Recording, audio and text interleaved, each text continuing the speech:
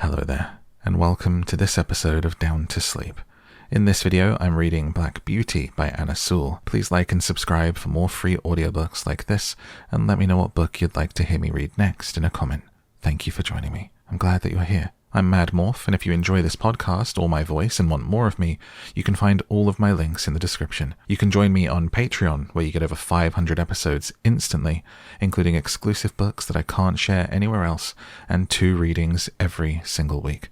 Now, before we begin, a special announcement that I just opened the Down to Sleep shop, so if you don't want to sign up monthly for something like Patreon, you can get full audiobooks there too. You can also find meditations and affirmations from me to help get you through the day and get you down to sleep.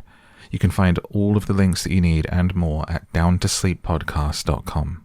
Thank you. And now, let's tuck you in.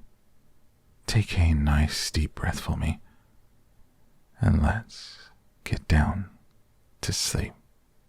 Black Beauty by Anna Sewell. The first place that I can well remember was a large, pleasant meadow with a pond of clear water in it. Some shady trees leaned over it, and rushes and water lilies grew at the deep end. Over the hedge on one side, we looked into a ploughed field, and on the other, we looked over a gate at our master's house, which stood by the roadside. At the top of the meadow was a grove of fir trees, and at the bottom a running brook overhung by a steep bank.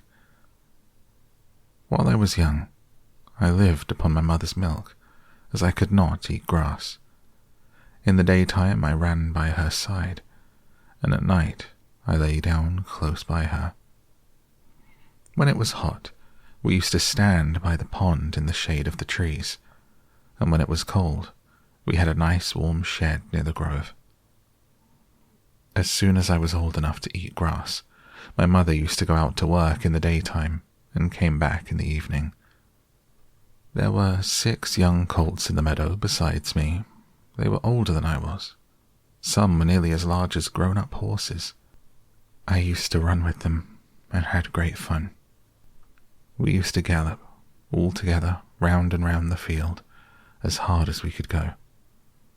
Sometimes we had rather rough play, for they would frequently bite and kick as well as gallop.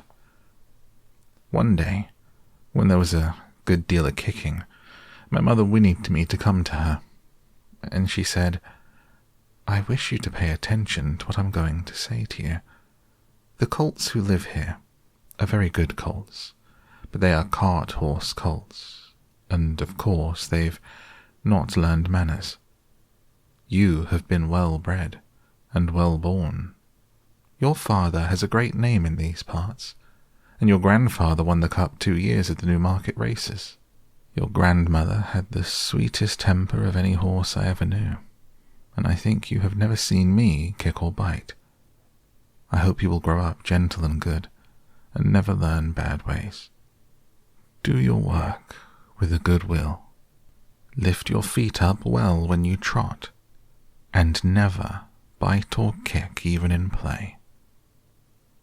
I've never forgotten my mother's advice. I knew she was a wise old horse, and our master thought a great deal of her. Her name was Duchess, but he often called her Pet. Our master was a good, kind man. He gave us good food, good lodging, and kind words. He spoke as kindly to us as he did to his little children. We were all fond of him, and my mother loved him very much. When she saw him at the gate, she would neigh with joy and trot up to him. He would pat and stroke her and say, "Well, old Pet, and how's your little darky?" I was a dull black, so he called me Darky. Then he would give me a piece of bread, which was very good, and sometimes he brought a carrot for my mother.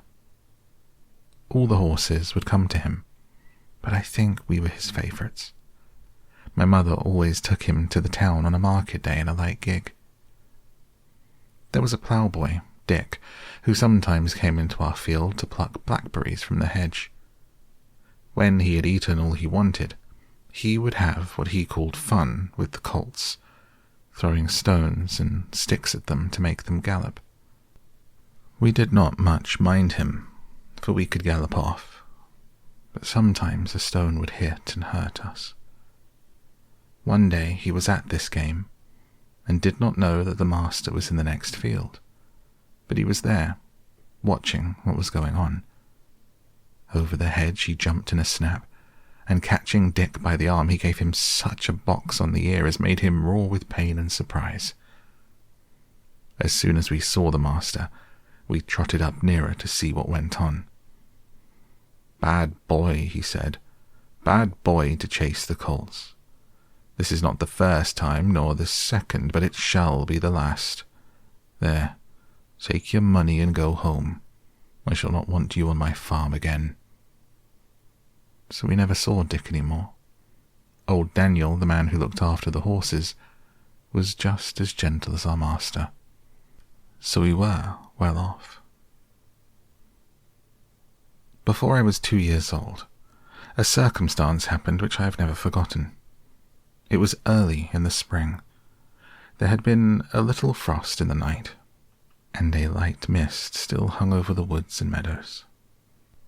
I and the other colts were feeding at the lower part of the field when we heard quite in the distance what sounded like the cry of dogs. The oldest of the colts raised his head, pricked his ears, and said, "There are the hounds," and immediately cantered off, followed by the rest of us to the upper part of the field, where we could look over the hedge and see several fields beyond. My mother and an old riding horse of our master's were also standing near, and seemed to know all about it. "They have found a hare," said my mother, "and if they come this way we shall see the hunt." And soon the dogs were all tearing down the field of young wheat next to ours. I never heard such a noise as they made. They did not bark, nor howl, nor whine, but kept on a yo-wo-wo-wo-wo at the top of their voices. After them came a number of men on horseback, some of them in green coats, all galloping as fast as they could.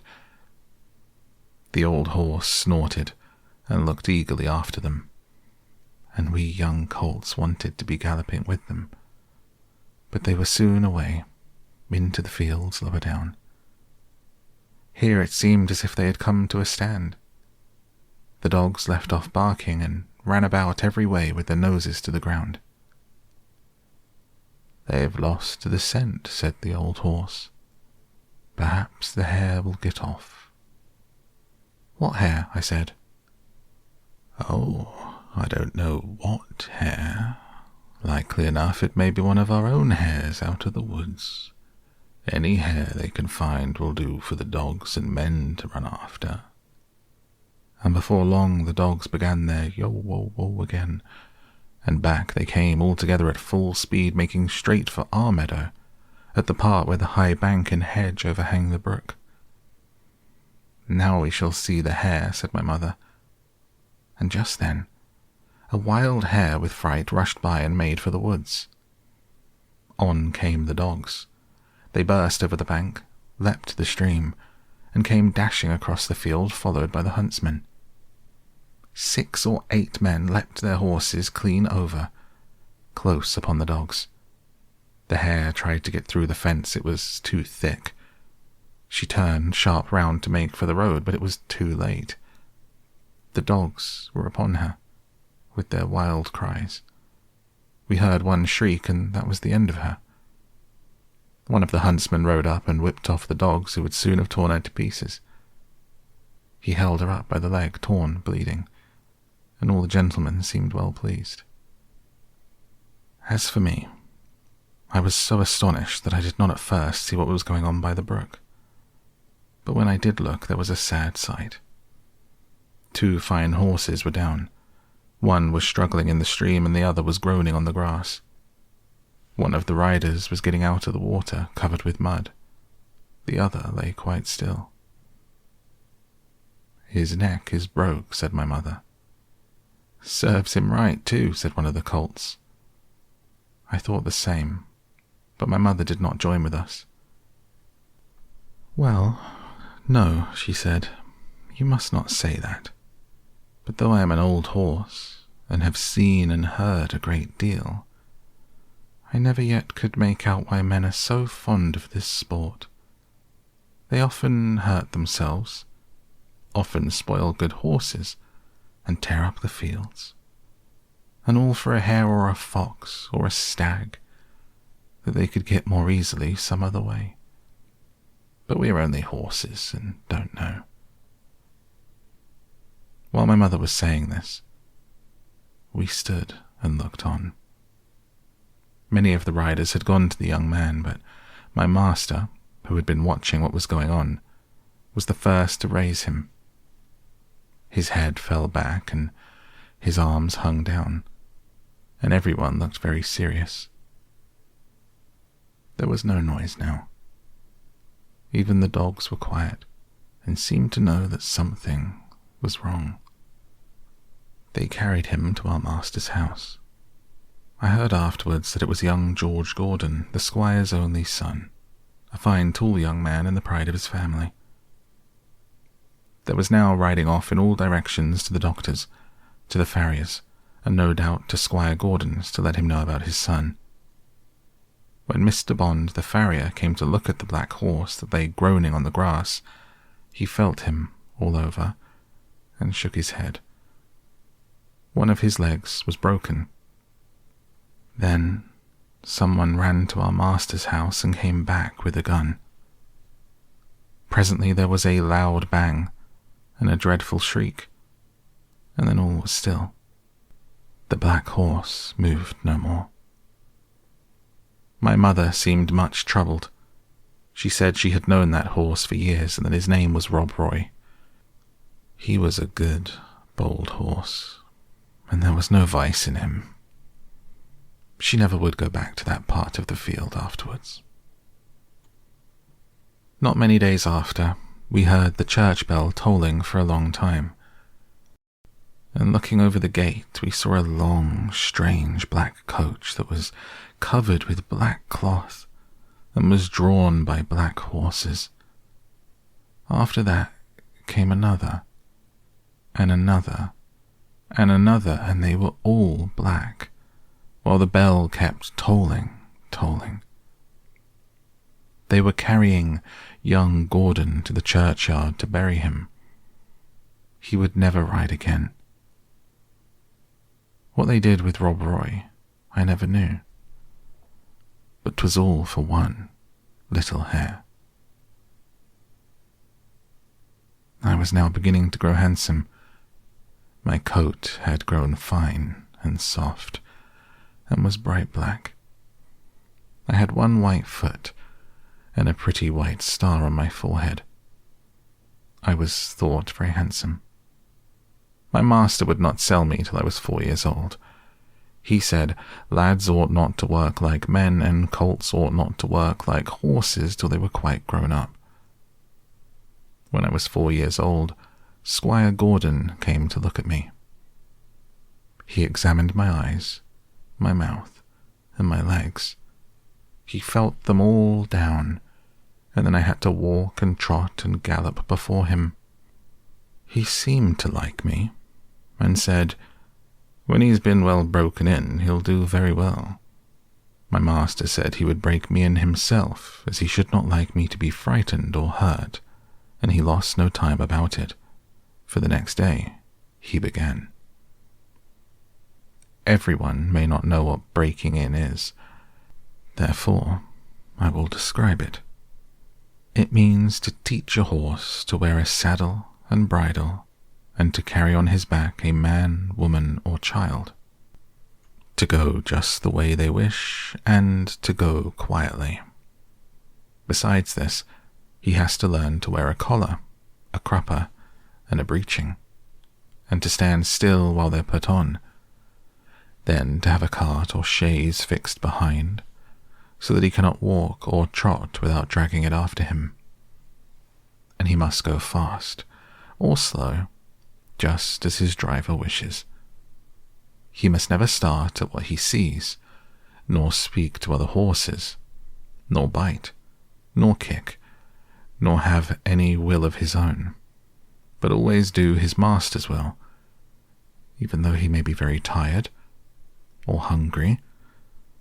But the worst of all is, when his harness is once on, he may neither jump for joy nor lie down for weariness. So you see, this breaking in is a great thing. I had, of course, long been used to a halter and a headstall, and to be led about in the fields and lanes quietly. But now I was to have a bit and a bridle. My master gave me some oats as usual, and after a good deal of coaxing he got the bit into my mouth, and the bridle fixed. But it was a nasty thing. Those who have never had a bit in their mouths cannot think how bad it feels. A great piece of cold hard steel as thick as a man's finger to be pushed into one's mouth, between one's teeth and over one's tongue, with the ends coming out at the corner of your mouth, and held fast there by straps over your head, under your throat, round your nose and under your chin, so that no way in the world can you get rid of the nasty hard thing. It is very bad, yes, very bad. At least I thought so. But I knew my mother always wore one when she went out, and all horses did when they were grown up, and so what with the nice oats, and what with my master's pats, kind words and gentle ways, I got to wear my bit and bridle. Next came the saddle, but that was not half so bad. My master put it on my back very gently, while old Daniel held my head. He then made the girths fast under my body, patting and talking to me all the time. Then I had a few oats, then a little leading about, and this he did every day, till I began to look for the oats in the saddle. At length, one morning my master got on my back, and rode me round the meadow on the soft grass. It certainly did feel queer, but I must say I felt rather proud to carry my master, and as he continued to ride me a little every day, I soon became accustomed to it. The next unpleasant business was putting on the iron shoes. That too was very hard at first. My master went with me to the smith's forge to see that I was not hurt or got any fright. The blacksmith took my feet in his hand, one after the other, and cut away some of my hoof. It did not pain me, so I stood still on 3 legs till he had done them all. Then he took a piece of iron the shape of my foot, and clapped it on, and drove some nails through the shoe quite into my hoof, so that the shoe was firmly on. My feet felt very stiff and heavy, but in time I got used to it. And now, having got so far, my master went on to break me to harness. There were more new things to wear. First, a stiff, heavy collar just on my neck, and a bridle with great side pieces against my eyes called blinkers, and blinkers indeed they were, for I could not see on either side, but only straight in front of me. Next, there was a small saddle, with a nasty stiff strap that went right under my tail. That was the crupper. I hated the crupper. To have my long tail doubled up and poked through that strap was almost as bad as the bit. I never felt more like kicking, but of course I could not kick such a good master, and so in time I got used to everything, and could do my work as well as my mother. I must not forget to mention one part of my training which I have always considered a very great advantage. My master sent me for a fortnight to a neighbouring farmer's, who had a meadow, which was skirted on one side by the railway. Here were some sheep and cows, and I was turned in amongst them. I shall never forget the first train that ran by.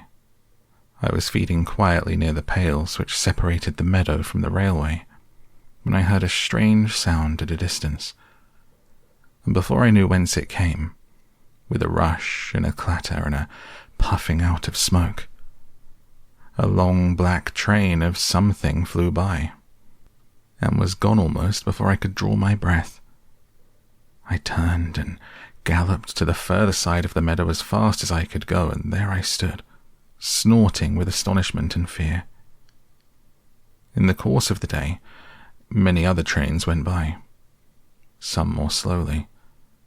These drew up at the station close by, and sometimes made an awful shriek and groan before they stopped. I thought it very dreadful, but the cows went on eating very quietly and hardly raised their heads as the black, frightful thing came puffing and grinding past. For the first few days I could not feed in peace. But as I found that this terrible creature never came into the field, or did me any harm, I began to disregard it. And very soon I cared as little about the passing of a train as the cows and sheep did. Since then, I've seen many horses much alarmed and restive at the sight or sound of a steam engine. But thanks to my good master's care, I am as fearless at railway stations as in my own stable. Now, if anyone wants to break in a young horse, well, that is the way. My master often drove me in double harness with my mother, because she was steady, and could teach me how to go better than a strange horse. She told me the better I behaved, the better I should be treated, and that it was wisest always to do my best to please my master. But, said she, there are a great many kinds of men. There are good, thoughtful men like our master, that any horse may be proud to serve. And there are bad, cruel men, who never ought to have a horse or dog to call their own. Besides, there are a great many foolish men, vain, ignorant, and careless, who never trouble themselves to think. These spoil more horses than all, just for want of sense. They don't mean it, but they do it for all that. I hope you'll fall into good hands, but a horse never knows who may buy him, or who may drive him. It is all a chance for us, but still I say, do your best, wherever it is, and keep up your good name. At this time, I used to stand in the stable, and my coat was brushed every day till it shone like a rook's wing. It was early in May when there came a man from Squire Gordon's, who took me away to the hall. My master said, "Goodbye, Darky. Be a good horse, and always do your best." I could not say goodbye, so I put my nose into his hand. He patted me kindly, and I left my first home.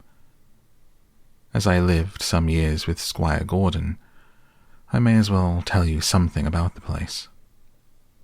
Squire Gordon's park skirted the village of Birtwick. It was entered by a large iron gate, at which stood the first lodge, and then you trotted along on a smooth road between clumps of large old trees, then another lodge and another gate, which brought you to the house and the gardens. Beyond this lay the home paddock, the old orchard, and the stables. There was accommodation for many horses and carriages, but I need only describe the stable into which I was taken. This was very roomy, with 4 good stalls. A large swinging window opened into the yard, which made it pleasant and airy. The first stall was a large square one, shut in behind with a wooden gate. The others were common stalls, good stalls, but not nearly so large.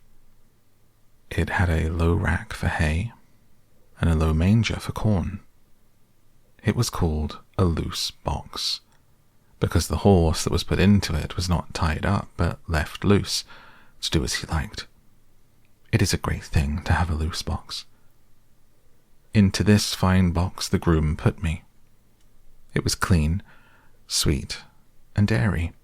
I never was in a better box than that. And the sides were not so high but that I could see all that went on through the iron rails that were at the top. He gave me some very nice oats. He patted me, spoke kindly, and then went away. When I had eaten my corn, I looked round. In the stall next to mine stood a little fat grey pony, with a thick mane and tail, a very pretty head, and a pert little nose. I put my head up to the iron rails at the top of my box and said, "How do you do? What is your name?" He turned round as far as his halter would allow, held up his head and said, "My name is Merrylegs. I'm very handsome.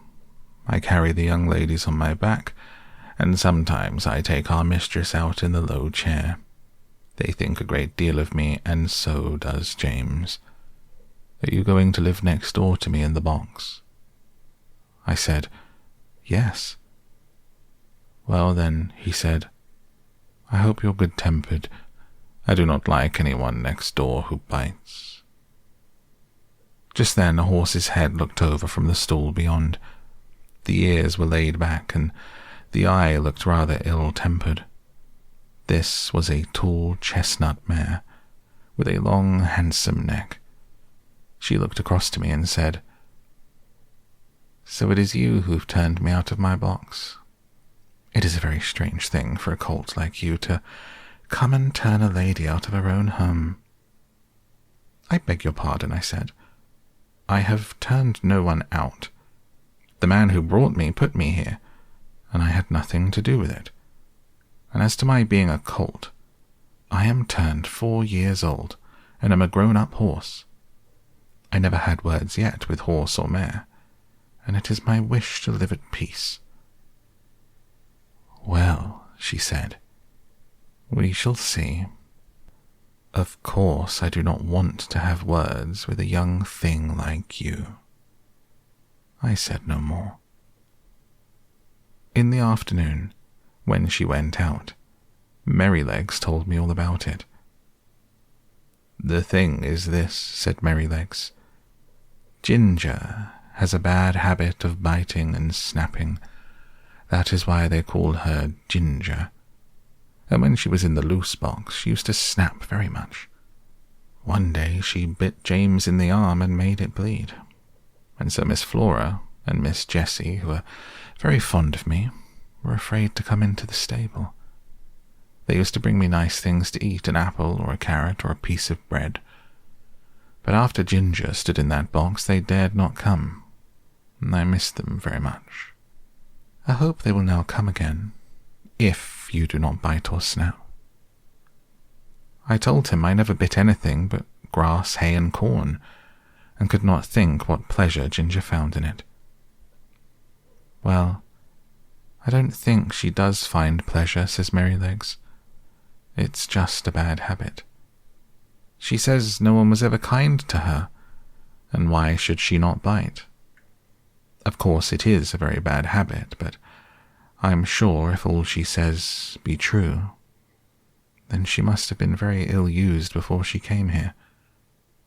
John does all he can to please her, and James does all he can, and our master never uses a whip if a horse acts right, so I think she might be good-tempered here, you see," he said with a wise look. "I am 12 years old. I know a great deal, and I can tell you there is not a better place for a horse all round the country than this. John is the best groom that ever was. He has been here 14 years, and you never saw such a kind boy as James is. So that it is all Ginger's own fault that she did not stay in that box." The name of the coachman was John Manley. He had a wife and 1 little child, and they lived in the coachman's cottage very near the stables. The next morning he took me into the yard and gave me a good grooming, and just as I was going into my box with my coat soft and bright, the squire came in to look at me and seemed pleased. "John," he said, "I meant to have tried the new horse this morning, but I've other business. You may as well take him round after breakfast. Go by the common and the high road, and back by the watermill and the river. That'll show his paces." "I will, sir," said John. After breakfast he came and fitted me with a bridle. He was very particular in letting out and taking in the straps to fit my head comfortably. Then he brought a saddle, but it was not broad enough for my back. He saw it in a minute and went for another, which fitted nicely. He rode me first slowly, then a trot, then a canter, and when we were on the common, he gave me a light touch with his whip, and we had a splendid gallop. "Oh, my boy," he said as he pulled me up, "you'd like to follow the hounds, I think." As we came back through the park, we met the squire and Mrs. Gordon walking. They stopped, and John jumped off. "Well, John, how does he go?" "First rate, sir," answered John. "He is as fleet as a deer, and has a fine spirit too, but the lightest touch of the rein will guide him. Down at the end of the common we met one of those travelling carts hung all over with baskets, rugs, and such like. You know, sir, many horses will not pass those carts quietly. He just took a good look at it and then went on as quiet and pleasant as could be. They were shooting rabbits near the Eyewood, and a gun went off close by. He pulled up a little and looked, but did not stir a step to right or left. I just held the rein steady and did not hurry him. It's my opinion he's not been frightened or ill-used when he was young." "That's well," said the squire. "I'll try him myself tomorrow." The next day I was brought up for my master. I remembered my mother's counsel and my good old master's, and I tried to do exactly what he wanted me to do. I found he was a very good rider, and thoughtful for his horse too. When he came home, the lady was at the hall door as he rode up. "Well, my dear," she said, "how do you like him?" "He is exactly what John said," he replied. "A pleasanter creature I never wish to mount. What shall we call him?"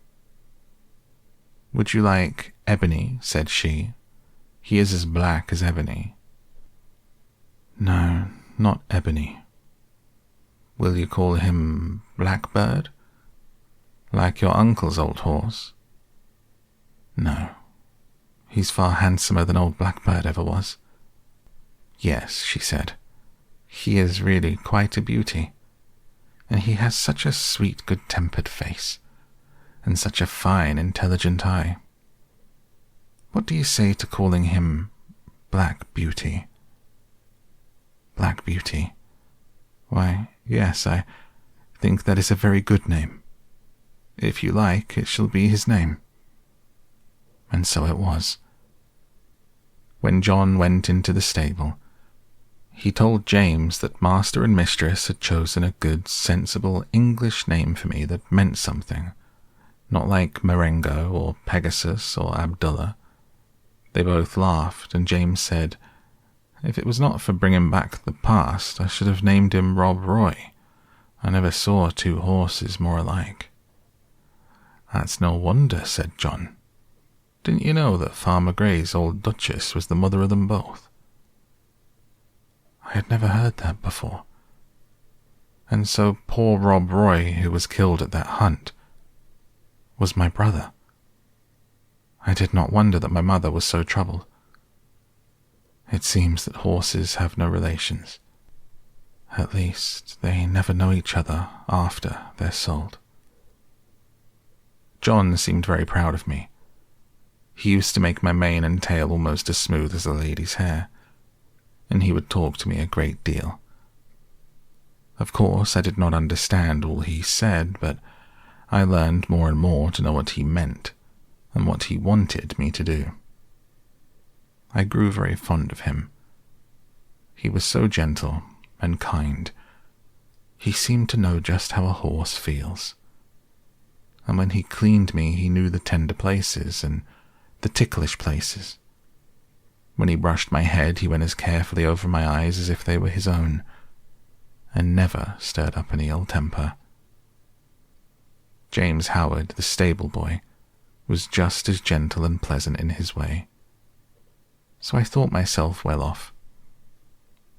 There was another man who helped in the yard, but he had very little to do with Ginger and me. A few days after this, I had to go out with Ginger in the carriage. I wondered how we should get on together, but except laying her ears back when I was led up to her, she behaved very well. She did her work honestly and did her full share, and I never wished to have a better partner in double harness.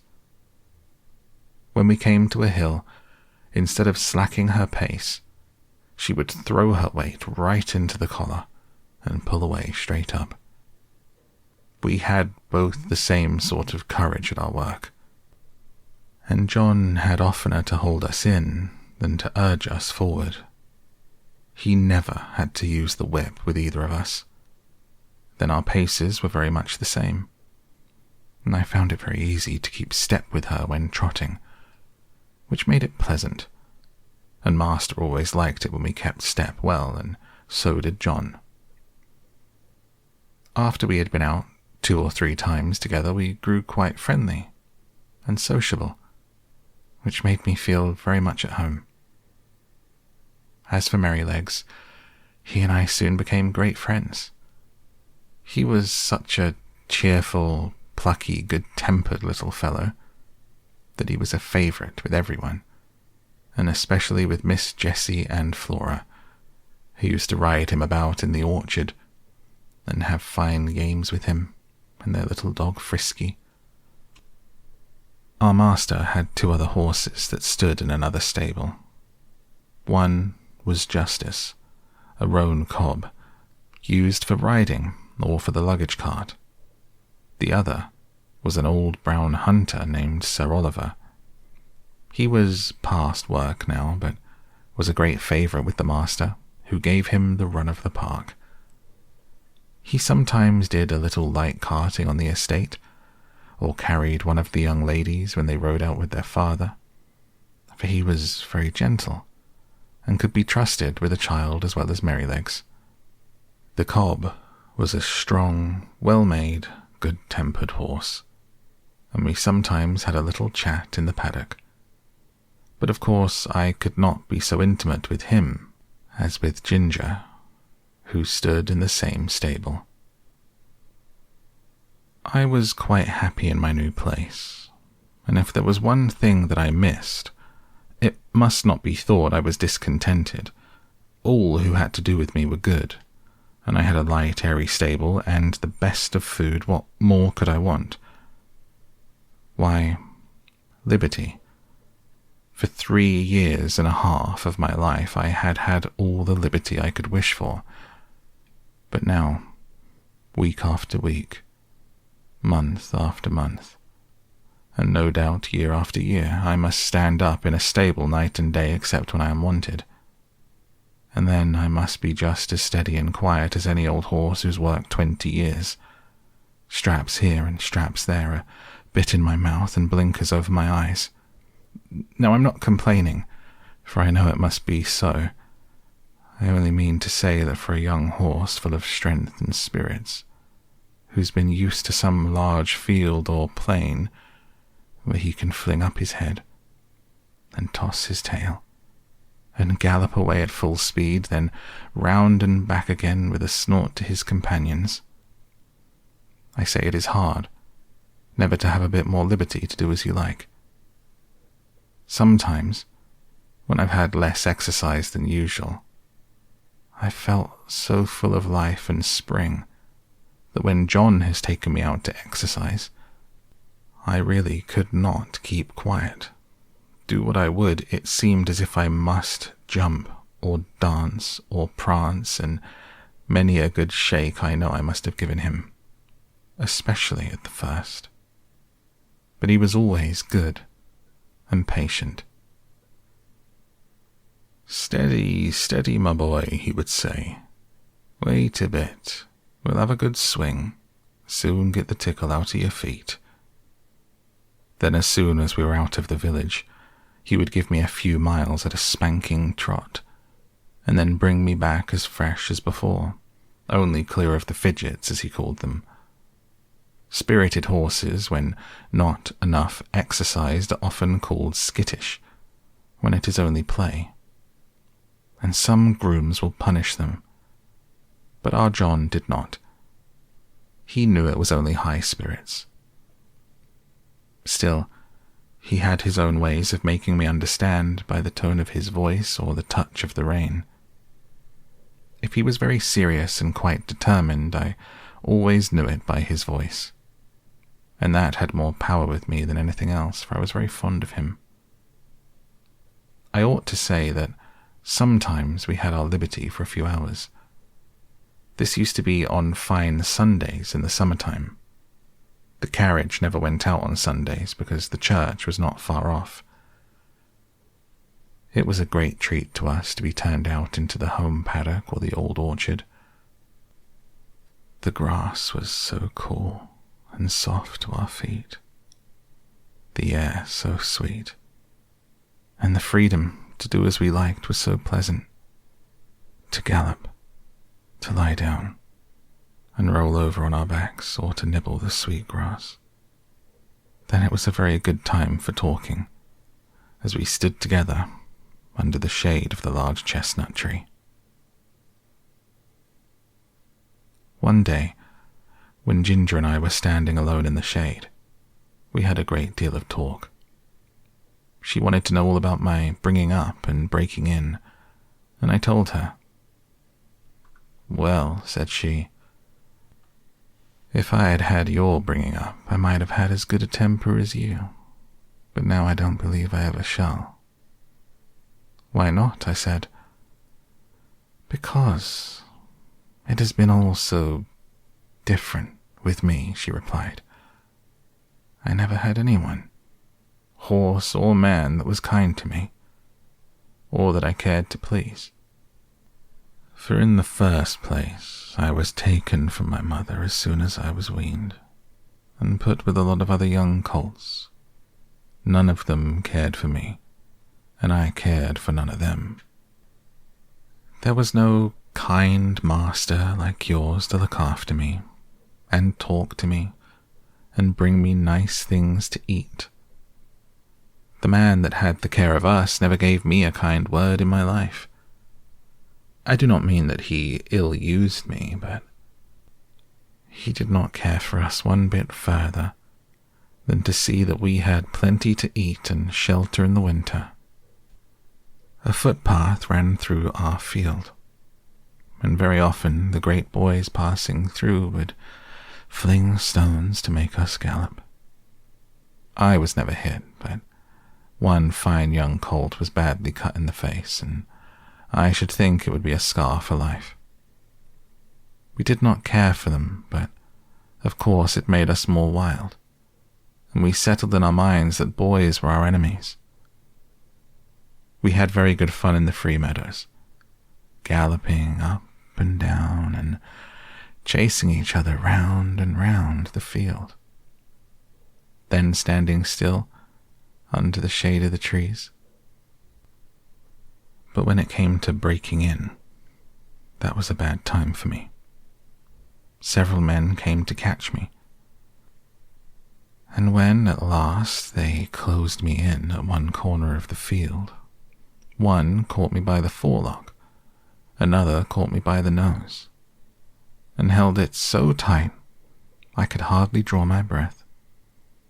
Then another took my under jaw in his hard hand and wrenched my mouth open, and so by force they got on the halter and the bar into my mouth.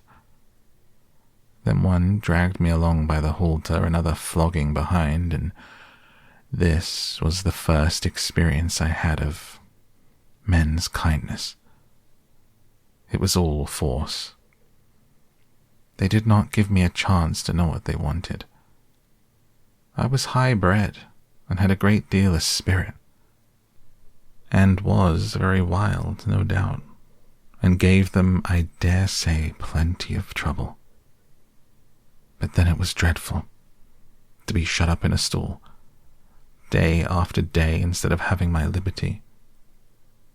And I fretted and pined and wanted to get loose.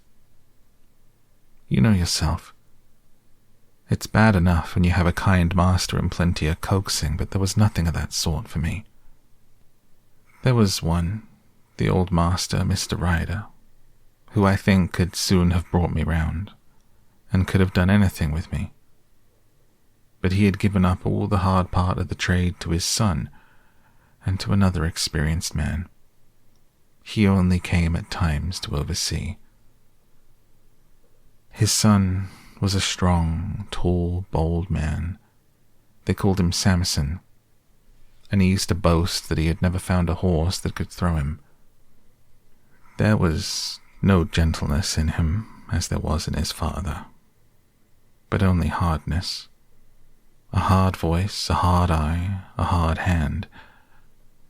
And I felt from the first that what he wanted was to wear all the spirit out of me, and just make me into a quiet, humble, obedient piece of horseflesh. Horseflesh, yes, that's all he thought about. And Ginger stamped her foot as if the very thought of him made her angry. She went on. If I did not do exactly what he wanted, he would get put out and make me run round with that long rein in the training field till he had tired me out. I think he drank a good deal, and I am quite sure that the oftener he drank, the worse it was for me. One day he had worked me hard in every way he could, and when I laid down I was tired and miserable and angry. It all seemed so hard. The next morning he came for me early and ran me round again for a long time. I had scarcely had an hour's rest when he came again for me with a saddle and a bridle and a new kind of bit. I could never quite tell how it came about. He had only just mounted me on the training ground when something I did put him out of temper, and he chucked me hard with the rein. The new bit was very painful, and I reared up suddenly, which angered him still more, and he began to flog me.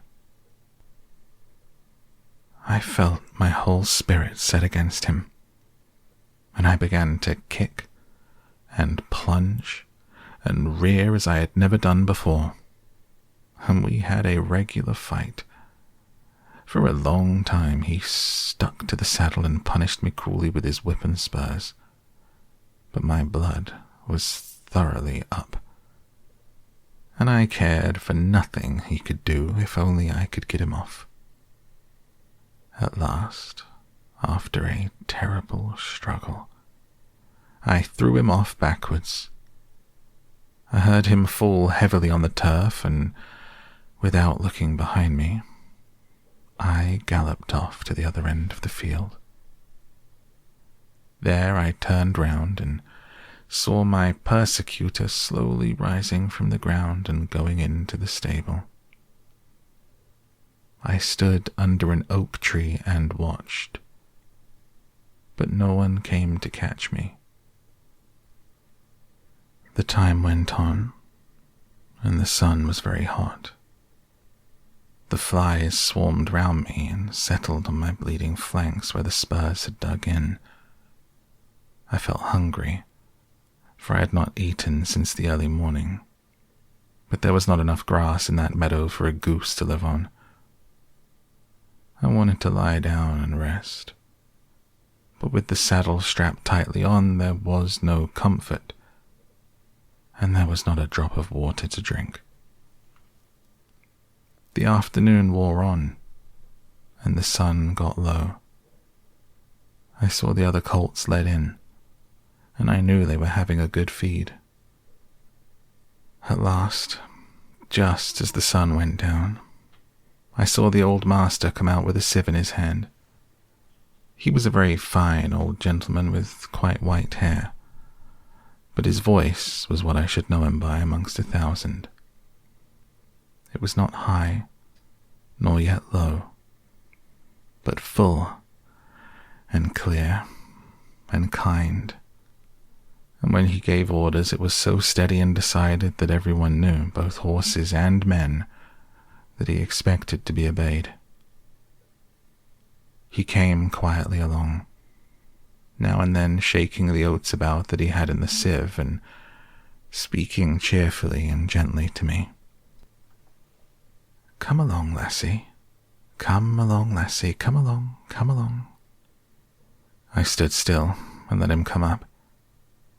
He held the oats to me, and then I began to eat without fear.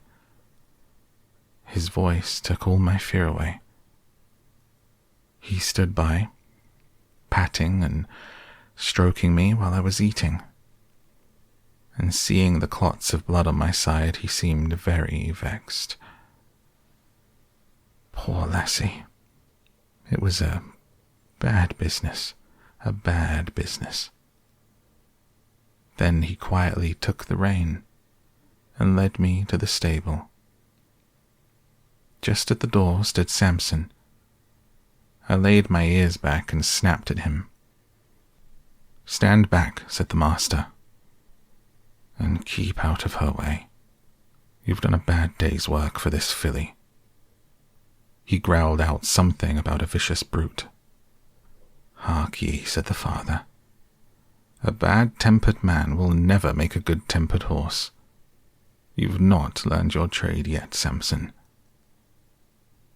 Then he led me into my box, took off the saddle and bridle with his own hands and tied me up. Then he called for a pail of warm water and a sponge, took off his coat, and while the stableman held the pail, he sponged my sides a good while, so tenderly that I was sure he knew how sore and bruised they were.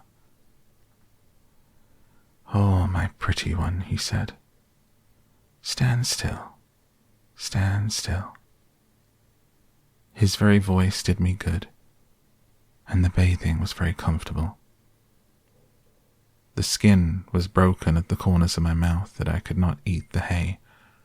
The stalks hurt me. He looked closely at it, shook his head, and told the man to fetch a good bran mash and put some meal into it. How good that mash was, and so soft and healing to my mouth. He stood by all the time I was eating, stroking me and talking to the man.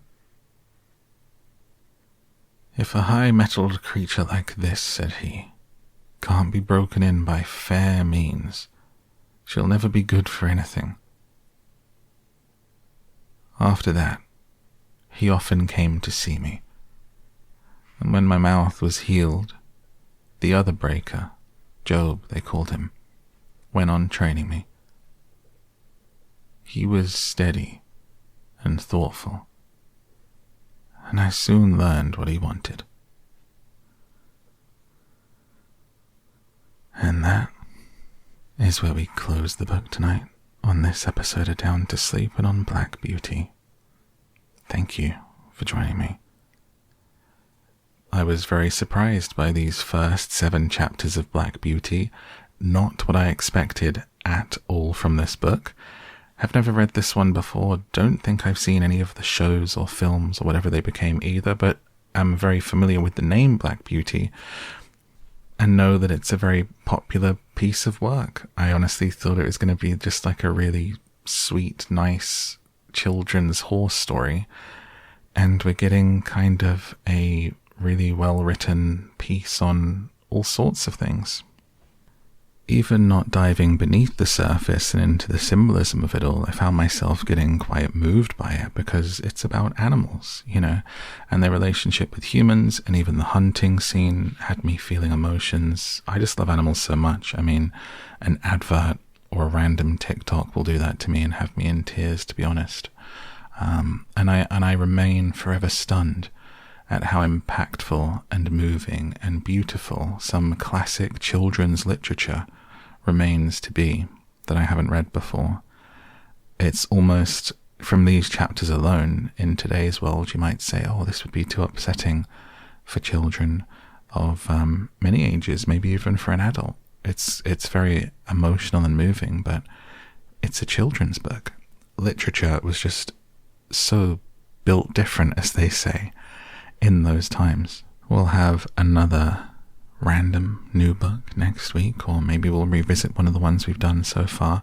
Definitely want to do some more Sherlock, definitely want to do some more Grim Tales and Beatrix Potter, and maybe even we'll come back to Black Beauty. Let me know in a comment if you love this book and you'd like to hear more of it.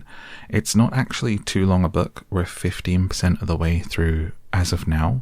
We're just about to start chapter 8, so it could be one we come back to a few times and finish, but I'll see what you guys think of this one. Until then, thank you for joining me. Until then, thank you, and good night.